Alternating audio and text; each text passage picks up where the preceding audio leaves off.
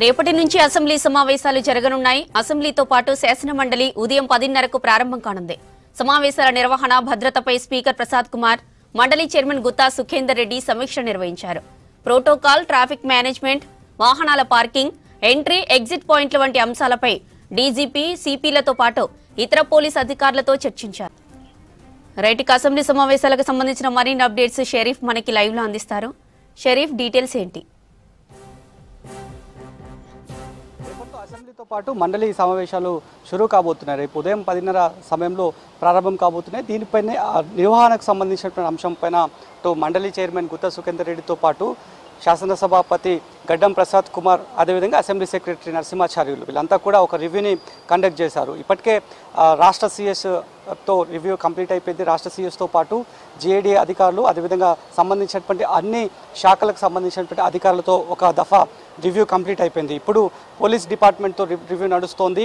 Assembly హాల్లోనే ఈ review continue అవుతుంది. స్పీకర్కి సంబంధించినటువంటి కాన్ఫరెన్స్ హాల్లో ఈ రివ్యూ జరుగుతోంది. అసెంబ్లీ సమావేశాలకు సంబంధించి ఎక్కడ కూడా ఆటంకం కలగకుండా ఆయా శాఖల పరంగా లేదంటే సభ జరుగుతున్నటువంటి సమయంలో ఎలాంటి ఆటంకాలు జరగకుండా సభ్యులు అడిగేటువంటి సమాధానాలు త్వరితగతిన ఇచ్చేదానికి, అదేవిధంగా ముందుగానే సభ్యులకు సంబంధించినటువంటి శాఖ మార్చులకు వాళ్ళందరికీ కూడా పూర్తి స్థాయిలో సమాచారం చేరవేయడానికి ఏ రకమైనటువంటి మెజర్స్ తీసుకోవాలనేటువంటి అంశంపైన ఇప్పటికే సిఎస్తో పాటు జిఏడి అధికారులు, ఫినాన్స్ డిపార్ట్మెంట్ సంబంధించినటువంటి అఫీషియల్స్ అంతా కూడా రివ్యూలో పాల్గొన్నారు. వాటికి సంబంధించి స్పీకర్ గడ్డం ప్రసాద్తో పాటు అసెంబ్లీ సెక్రటరీ అంతా కూడా వాళ్ళకు సంబంధించినటువంటి డౌట్స్ అన్నింటినీ కూడా పూర్తి క్లారిఫై చేసుకున్నటువంటి పరిస్థితి. మరోవైపు పోలీస్ డిపార్ట్మెంట్ చాలా క్రూషియల్ రోల్ ఉంటుంది. ప్రతిసారి కూడా అసెంబ్లీ సమావేశాలు జరిగేటువంటి సమయంలో అసెంబ్లీ ప్రాంగణం అంతా కూడా పోలీసుల పహారాలో ఉంటుంది. ఎంట్రీ, ఎగ్జిట్కి సంబంధించి కావచ్చు, మేజర్గా ఉండేది ట్రాఫిక్ సమస్యగా ఉంటుంది. సో ప్రోటోకాల్కి సంబంధించి విఐపి మూమెంట్ ఉంది.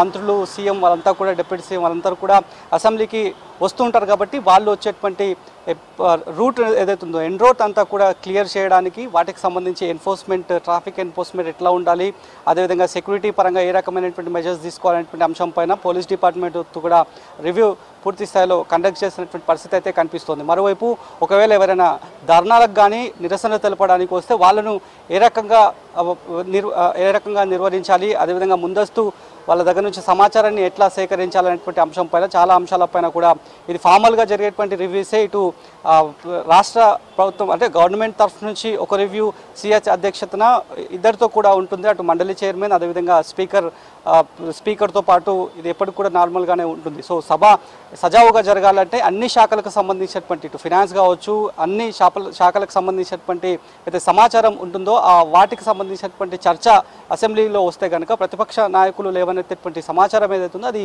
వెంటనే ఆ శాఖకు సంబంధించినటువంటి తరఫు నుంచి త్వరితగతిన రావాలి. ఎక్కడ కూడా డిలే ప్రాసెస్ ఉండొద్దు. ఒకవేళ సభాపతి పూర్తి స్థాయిలో అంటే ఆదేశాలు జారీ చేస్తే కనుక వాటికి సంబంధించినటువంటి సమాచారాన్ని ముందుగానే ఆయా సభ్యులకు ఏ రకంగా చేరవేయాలనేటువంటి విషయం పైన ఇక్కడ కూడా ఉండకూడదు అనేటువంటి అంశాలపైన మాత్రం ఈ రివ్యూలో పూర్తి స్థాయిలో క్లారిఫికేషన్ తీసుకున్నటువంటి పరిస్థితి. పోలీసులకు సంబంధించి కూడా ఇందాక మీరు చెప్పిన దాని ప్రకారం ప్రోటోకాల్ చాలా వరకు ప్రోటోకాల్కి సంబంధించి ఉంటుంది. ఇక్కడంతా కూడా ఆంక్షలు ఉంటాయి. 144 సెక్షన్ ఎప్పటికప్పుడు అసెంబ్లీ జరిగే సమయంలో అమల్లో ఉంటుంది కాబట్టి ఎవరు కూడా నలుగురు కంటే ఎక్కువ గుమికూడొద్దనేటువంటి సిస్టమ్ 144 సెక్షన్ చెప్తుంది. సో ఆ రకమైనటువంటి విషయాలు కావచ్చు, నిరసన తెలపడానికి ఎవరైనా వస్తే కనుక వాళ్ళని ఏ రకంగా అదుపులోకి తీసుకోవడము, అదేవిధంగా వాళ్ళకి సంబంధించినటువంటి ముందస్తు సమాచారాన్ని ఏ రకంగా తీసుకోవాలనేటువంటి అంశంపైన ఈ పలు అంశాలపైన రేపటి అసెంబ్లీ సమావేశాలు, అదేవిధంగా మండలి సమావేశాలకు సంబంధించినటువంటి పూర్తి రివ్యూస్లను అయితే పూర్తి స్థాయి గుత్తా సుఖేందర్తో పాటు